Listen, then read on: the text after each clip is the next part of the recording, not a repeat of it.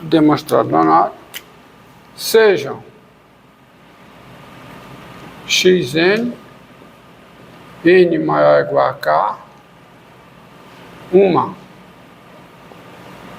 sequência, e L, o número real.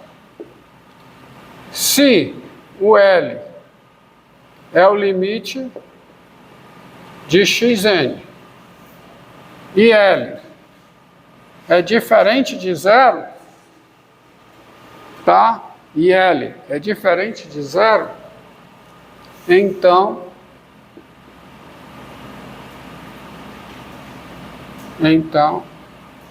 o inverso multiplicativo dessa sequência xn converge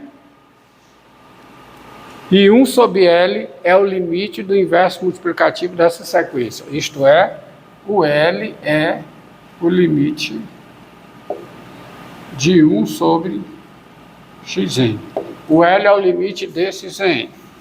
Mas, Romildo, para eu definir o inverso multiplicativo, eu não preciso que a sequência satisfaça isso aqui? Preciso.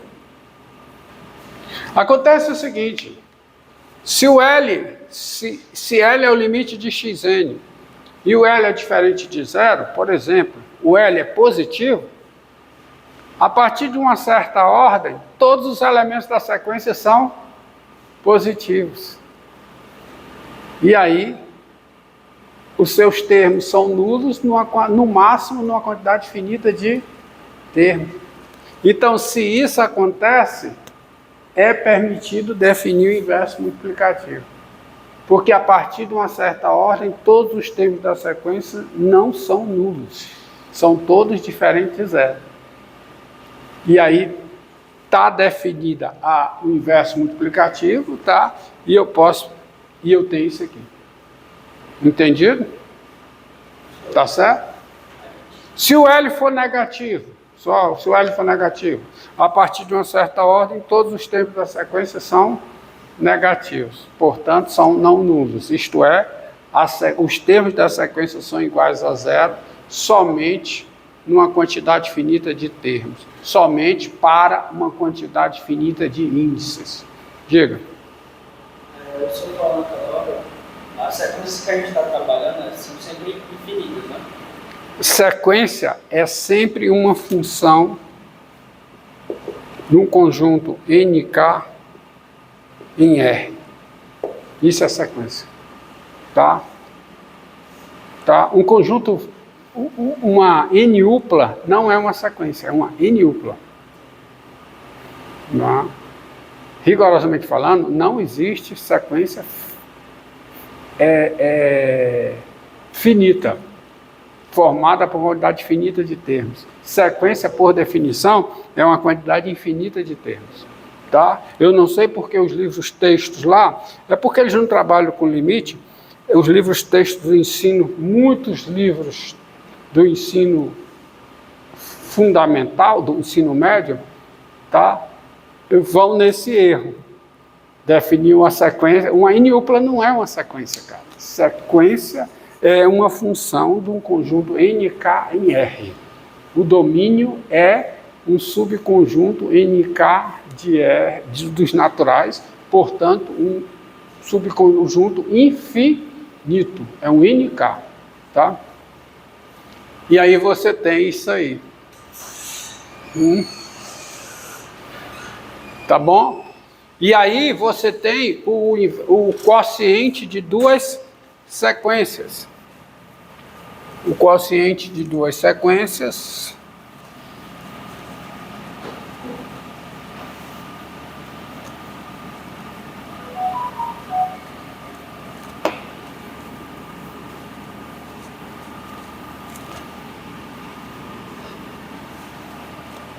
tá?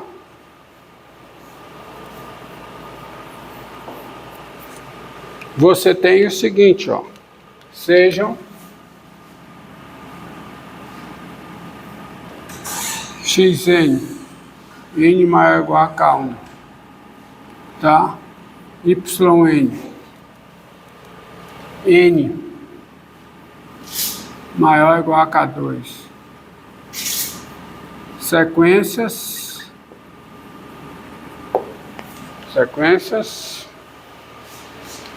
tais que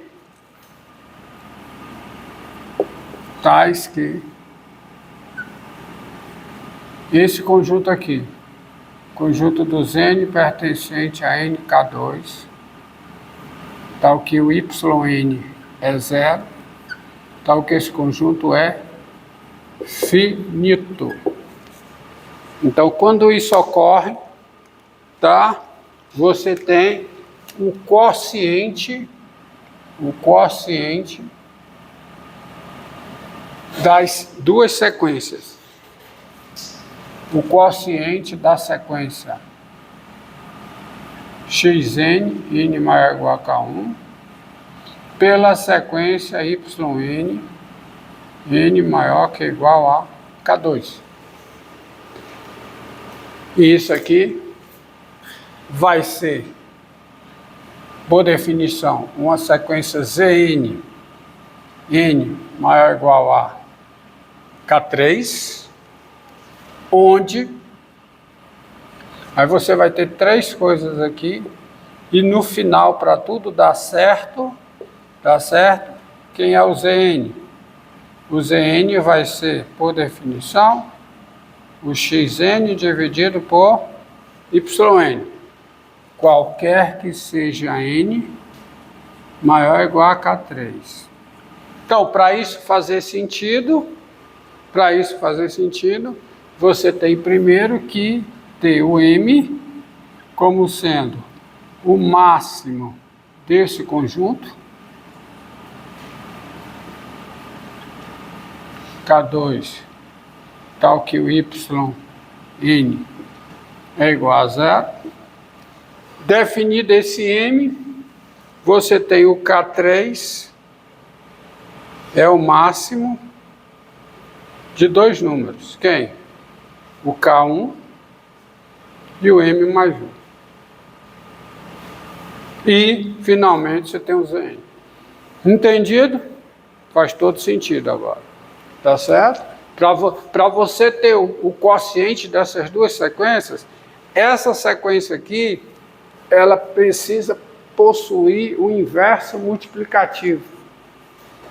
Então, esse conjunto precisa ser finito. Aí eu pego o m como sendo o máximo desse conjunto, o K3 como sendo o máximo entre o K1 e o m mais 1, e o Zn como sendo isso. Porque o xn tem que existir. Então, n tem que ser maior ou igual a K1. E o yn tem que existir. O yn tem que ser diferente de zero. Então, o n tem que ser maior que ou igual a m mais 1. E aí tá definida a fusão. E veja que, definido dessa forma, o quociente é o produto dessa sequência pelo inverso multiplicativo dessa outra. Então, você tem como corolário daquela proposição e das proposições anteriores, como corolário desta proposição e das proposições anteriores, porque você tem que se duas sequências convergem, o produto delas converge e o limite do produto é o produto dos limites. Então, observe. Proposição.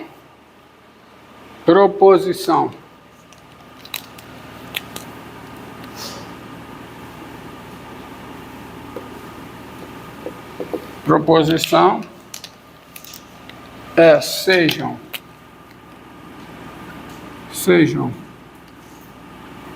xn, n maior ou igual a K1, yn, n maior que ou igual a K2, sequências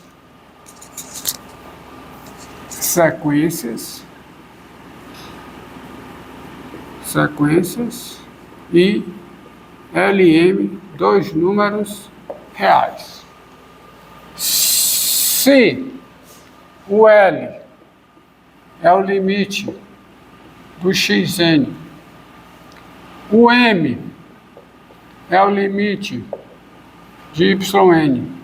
E o m é diferente de zero. Ora, se o m é diferente de zero, essa sequência tem inverso multiplicativo. Por quê?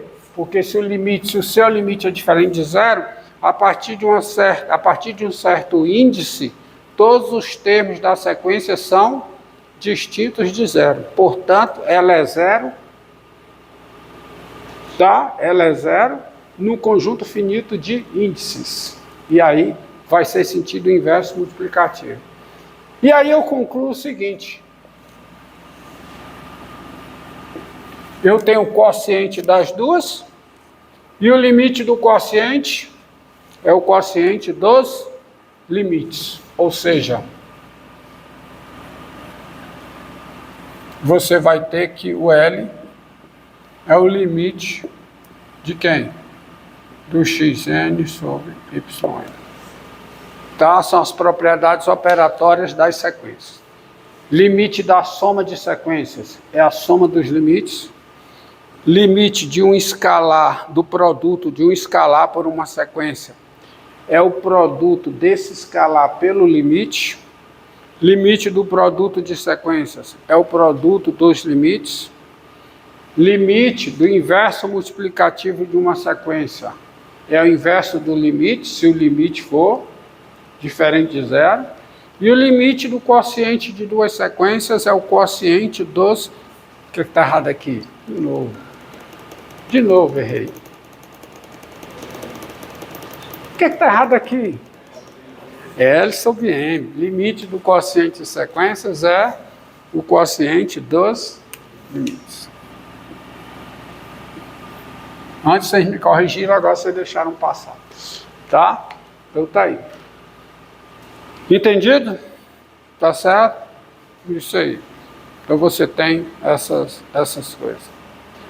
Agora, tem um resultado fundamental em sequências, que é o seguinte: toda sequência que é crescente e limitada superiormente, ela converge. E o que é uma sequência ser limitada superiormente? Então vamos lá. O que ela ser crescente, você já sabe. Você já sabe. Então,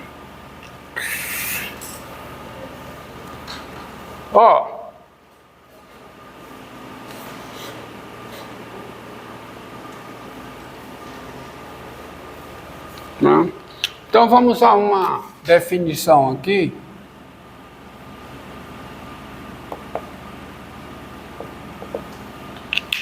Seja S um subconjunto de R, não vazio, tá? Não vazio. S um subconjunto de R, não vazio. Nós dizemos que S é limitado superiormente.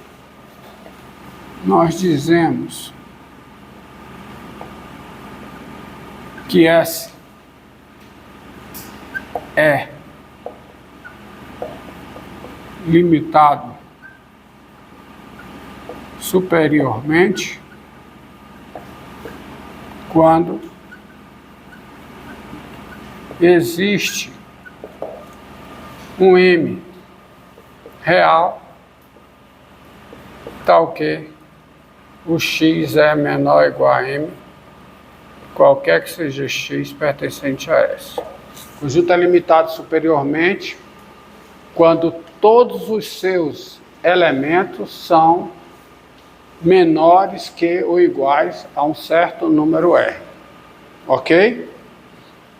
Perceba que não há prejuízo na definição se eu colocar menor ou menor ou igual. Ok? Tá certo? Mas eu vou colocar aqui, a definição é menor ou igual. Tá certo? Porque se eu colocar assim, ele é limitado superiormente, segundo a outra definição. E se eu colocar assim, ele é limitado superiormente, segundo a outra definição. Mas eu vou deixar assim, tá certo? Menor ou igual, porque tem a definição de cota superior. Aí cota superior eu preciso disso. Tá? Então, nós dizemos, tá? Nós dizemos, aí como eu falo em cota superior, aí precisa disso, tá? Ser menor que ou igual. Nós dizemos que S é limitado superiormente,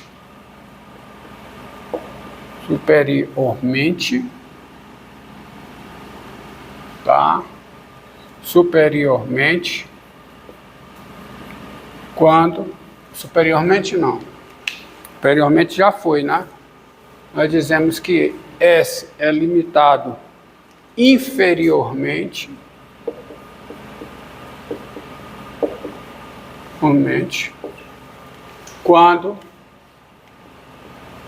quando existe um N real, tal que o N é menor que ou igual a X, qualquer que seja o X pertencente a S, tá? Então, observe. Observe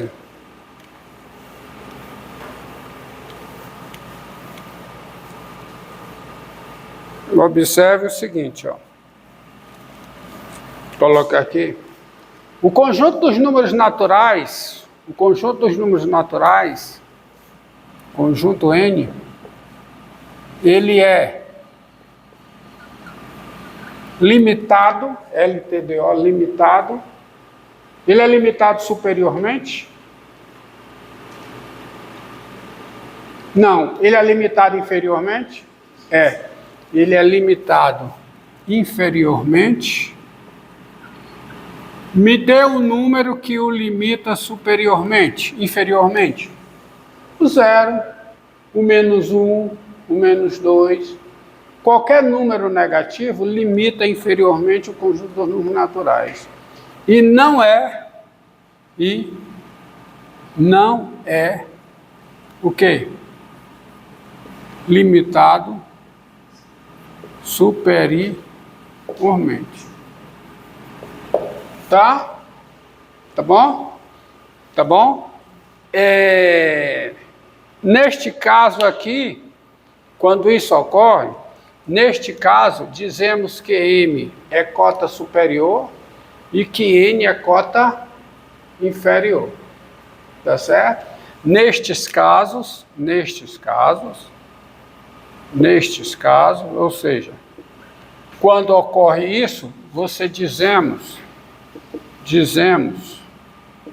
que M é cota, e é menor ou igual, viu? Aí é menor ou igual, tá? Menor que ou igual.